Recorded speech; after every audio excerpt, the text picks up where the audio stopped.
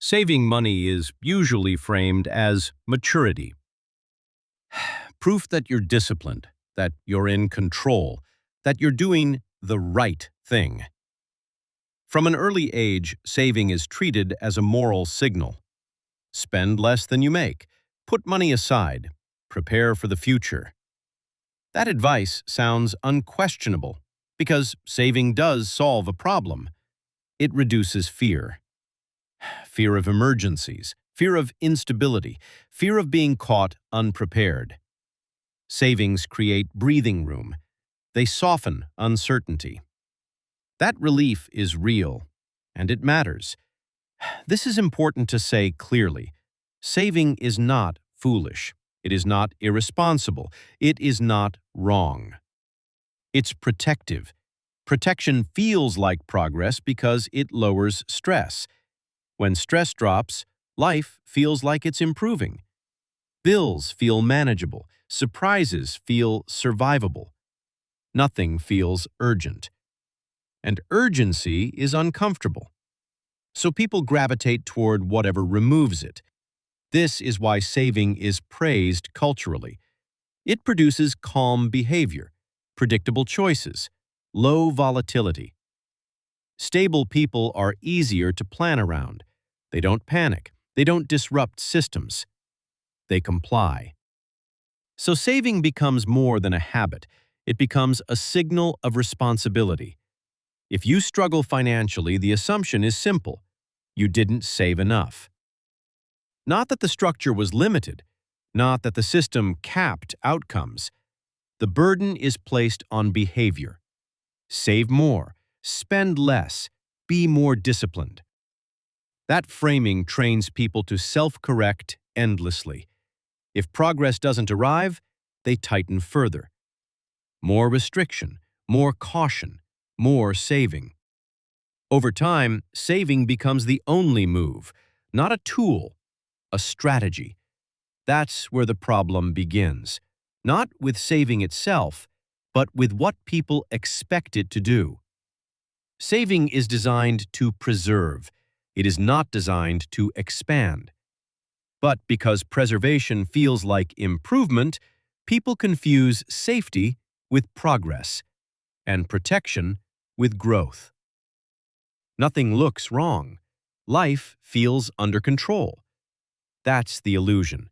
Saving stabilizes the present. It does not change position. And position is what determines how the future behaves. Most people never question this early because savings do what they promise. They protect you from falling. They just don't help you climb. This distinction is subtle, and because it's subtle, it's rarely taught. Saving feels responsible because it is responsible for the wrong objective, safety. But safety is not the same thing as progress, and confusing the two is how people spend decades doing everything right and still wonder why nothing changed. Saving money creates distance from risk. It cushions emergencies. It absorbs surprises. What it does not do is change where you stand. Savings reduce downside. They do not create upside. This distinction is rarely made explicit because protection feels like movement. When danger feels farther away, life feels improved. But improvement in feeling is not improvement in position. Position is structural. It determines what happens when time passes. Two people can feel equally secure and still be positioned very differently. One accumulates quietly. The other simply maintains.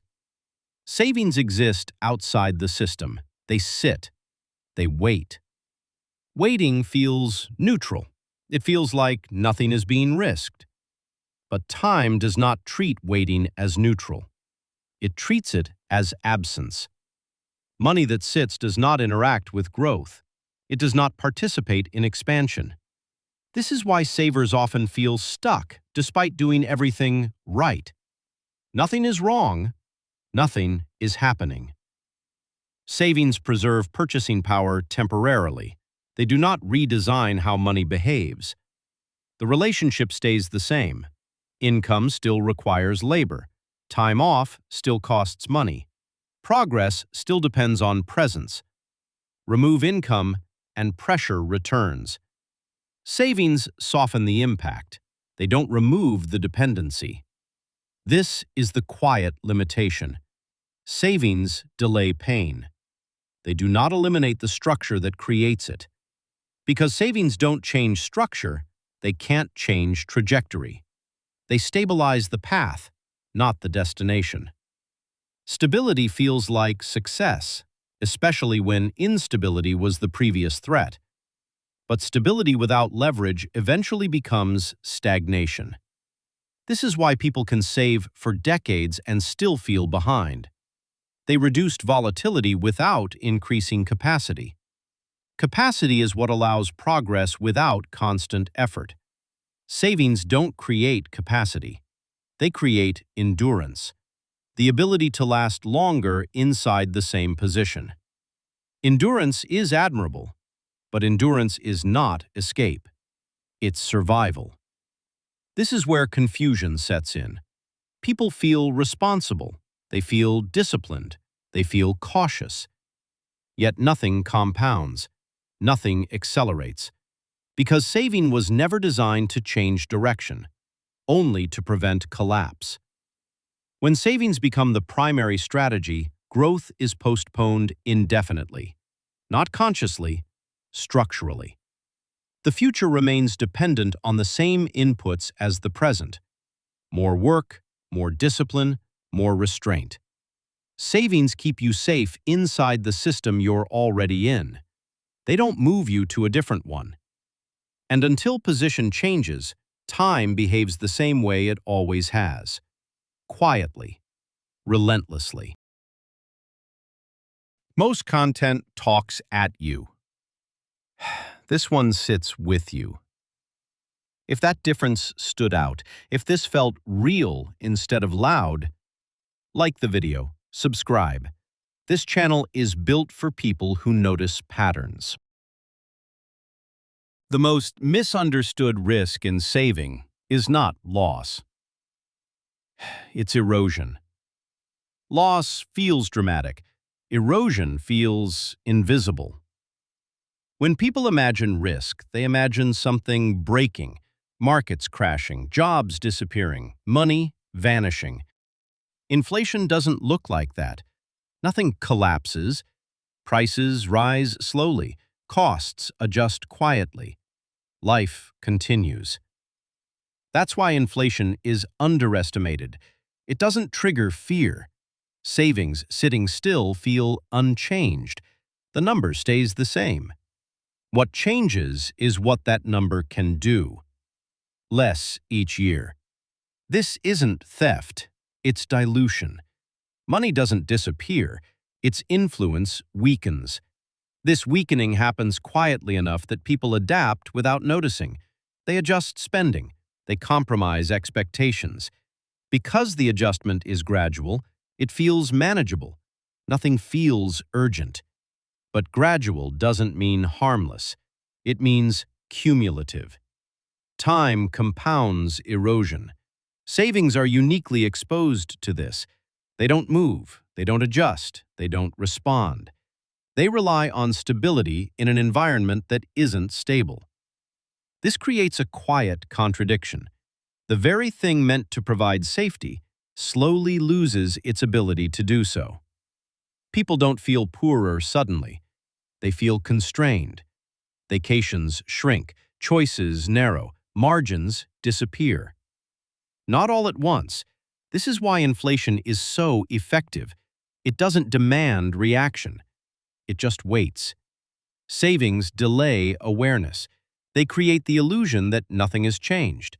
But position is changing. Not upward, backward. Each year, the same savings purchase less flexibility, less time, less comfort, less room to maneuver. This isn't because savers are careless. It's because stored money is passive by design. Passivity feels safe. But time doesn't reward passivity. Time rewards participation, presence inside systems that adjust. Savings opt out of that. They sit outside the process, protected from volatility, but exposed to decay. This is why safety can quietly weaken, not because something went wrong, but because nothing moved. Inflation doesn't punish saving, it ignores it. And being ignored by time is expensive. Because while savings wait, the world recalibrates. By the time erosion is obvious, years have passed, and those years never compounded. By the time saving feels limiting, it has usually done its job. Bills are covered. Emergencies are survivable. Life feels stable. Nothing feels broken. That's why the ceiling is hard to notice. Because ceilings don't announce themselves. Saving succeeds at what it was designed to do. It prevents collapse. But preventing collapse is not the same as creating ascent. Savings create a floor. They stop you from falling. A floor is essential, but standing on it doesn't move you upward. This is where the confusion lives. People feel safe and assume they're progressing. Safety feels like success, especially if instability was the previous threat. But stability doesn't compound. It holds position. Over time, holding position becomes indistinguishable from falling behind. Not because anything went wrong, but because everything else kept moving. Costs adjust. Expectations rise. Systems recalibrate. Savings don't. This is why savers often feel pressure without explanation. They did what was responsible. They avoided mistakes. They delayed gratification. They stayed disciplined. Yet the distance to freedom didn't shrink. Because saving never closes distance, it only preserves ground. That doesn't make saving useless. It makes it incomplete. Used correctly, saving protects progress. Used alone, it replaces progress. That's the ceiling. Once saving becomes the primary strategy, growth is postponed indefinitely. Not intentionally, structurally. People wait for the moment when they feel ready. Enough saved, enough security, enough certainty.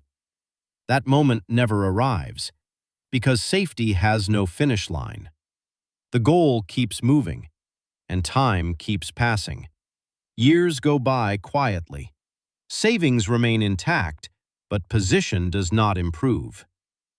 This isn't a warning, it's a clarification.